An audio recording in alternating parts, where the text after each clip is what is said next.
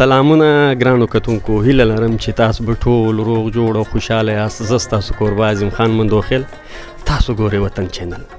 ګرانو کتونکو، پښتو فلم انډسټري د ارشد خان په ډایرکشن کې یو نوی فلم د وړوکي اختر د پاره تیاروي، چرته خاني چرته فقیري. زما پر څنګ باندې د کراچۍ په ښار کې د پښتو ټیلی فلمانو یو ویکټر عالمګیر باچا ولیار دی. د عالمګیر باچا سره د پښتو فلم انډسټري او په خاصه توګه په د دې فلم په حواله د سره خبرې اترې کوو. السلام علیکم ستړی ماست. السلام علیکم عظیم خان لالا. اول خو زه ستاسو د وطن چینل بیا د محمود ورور ډېره زیاته شکریه ادا کوم. عالمګیر وروره، دا ماته ووایه لکه څنګه چې ذکر ما وکړي د ارشد خان په ډایرکشن کې د وړوکي اختر دپاره یو فلم تیاریږي، چرته خاني چرته فقیري. په دې فلم کې جهانګیر خان په مثبت کریکټر کې را روان دی. ته په دې حواله څه وایې؟ عظیم لالا ډېر ښه سوال دی وکړو. نو شاهد خان پروډکشن خو دې ټولې دنیا ته پته را چې یو منلی پروډکشن دی او شاهد خان هم پخپله ډېر ښه ایکټر دی او جهانګیر خان خدا دی چې هغه د ایکټرۍ یو سمندر دی او دلیپ کمار دی، ټولې دنیا ته پته ده. دا کم فلم چې تیاریږي چرته خاني او چرته فقیري، نو ماشاءالله دا خو په غټ بجټ باندې فلم جوړیږي. جهانګیر صاحب په هر فلم کې ویلن راغلی دی او په دې فلم کې دی هیرو دی. داسې یو فلم و په هغې کې هم هیرو راغلی و، هغه هم ډېر هټ شوی جانان او چې ما ورسره په هغې کې ویلن و. نو ماشاءالله جهانګیر خو داسې دی چې یو سمندر دی، هغه داسې یو فرضه ده چې هغه په کم کرکټر کې عظیم لالا فټ کې نو هغه فټ کېږي. هغه دنیا ته پته ده چې هغه یو څنګه ایکټر دی، څنګه اداکار دی، ټوله دنیا یې مني. داسې شاهد خان هم په خپل ځای ښه دی، داسې چې ارشد دی کوم چې هغه پروډیوسر دی، ماشاءالله د دنیا فلمونه یې جوړ کړي دي او فلمونه جوړوي هم، یو ښه ډایرکټر دی او ښه رایټر دی. نو انشاءالله تعالی دا فلم به ډېر ښه او انشاءالله تعالی ټول به په جمع ځو موږ به ګورو. عالمګیر وروره، دا ماته وایي په پښتو فلم انډسټري کې د ارشد خان ذکر راغی. ارشد خان پښتو فلم انډسټري تر نن تاریخه پورې ژوندی ساتلی دی. د خدمات دومره زیاته دي که د دې پیمانه مونږ راواخلو نو د هغه د پیمانې طلبه تر نورو زیاته وي.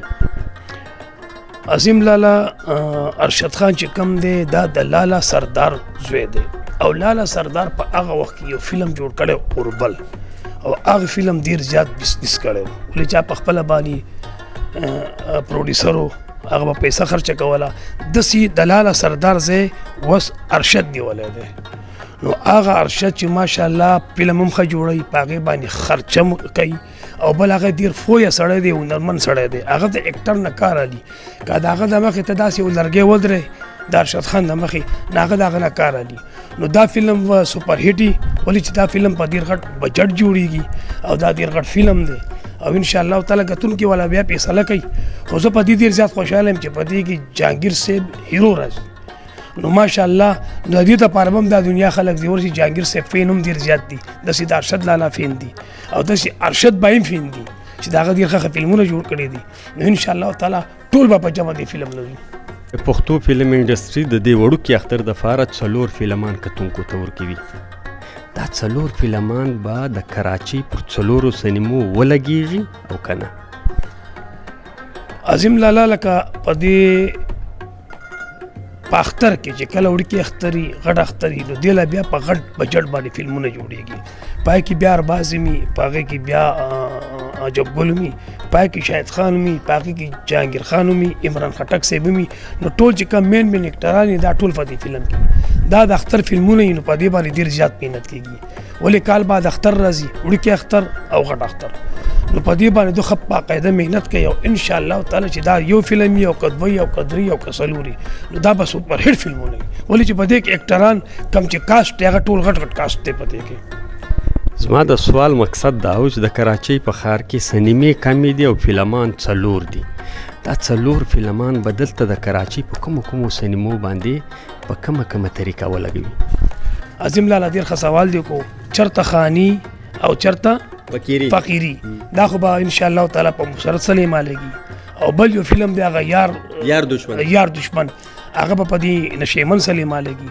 باقي یو 2 فلمونه دي چې هغه کې به زما څومره خیال دی چې یو فلم به په کراچۍ کې لګي چې په کمې سلیما لګي، خو هغه زما په ذهن کې نه راځي. نو انشاءالله تعالی په اختر کې تا ته خو ما مخکې وویل که نه چې په اختر کې دا فلمونه جوړېږي نو په دې باندې ډېر ښه خرچه کېږي. نو انشاءالله تعالی دا فلمونه به په اختر کې لګي او دې له به موږ ټول په جمع ځو. عالمگیر وروره څلور ډایرکټران د پښتو د وړوکي اختر د پاره فلمان تیاروي، شانزیب خان، ارباز خان، شاهد عثمان صاحب او ارشد خان. په دې څلورو ډایرکټرو کې ستا په نظر کوم ډایرکټر فلم به کتونکي خوښ کړي؟ عظیم لالا ډایرکټر چې هر یو ډایرکټر یې هغه په خپل فلم باندې ښه محنت کوي. ډایرکټر په خپل ځای هر یو ښه دی، شانزیب دی که شاهد عثمان دی که ارشد دی که ارباز دی. یو ډایرکټر دا نه غواړي چې دا فلم جوړ کم او دا فلم بزنس ونه کړي او مخکې ونه چلیږي. نو زما د ټولو نه امید دی او زما په خپله چې کوم پریوټ ډایرکټر دی کوم چې زما د خوښې دی هغه شاهد عثمان دی او ارشد دی او ارباز دی او شانزیب هم ښه ډایرکټر دی، فلمونه یې د هغې نه مخکې هم جوړ کړي دي. نو دوا کوو چې دا فلمونه جوړ شي، دو محنت وکړي، پیسه ولګوي چې دا کامیاب شي. خو کله چې کرونا راغلې ده، د کرونا نه بعد بیا ډېر په دې فلمي انډسټرۍ باندې ډېر زیات زوال راغی. د هغې د لاسه بیا ډېرې سلیماګانې دي. اوس افشا سلیما چالو ده هلته پخوا کې چې بله سلیما ده نشیمن ده که کومه ده او هغه بنده ده. نو حالات تاسو ته معلوم دي.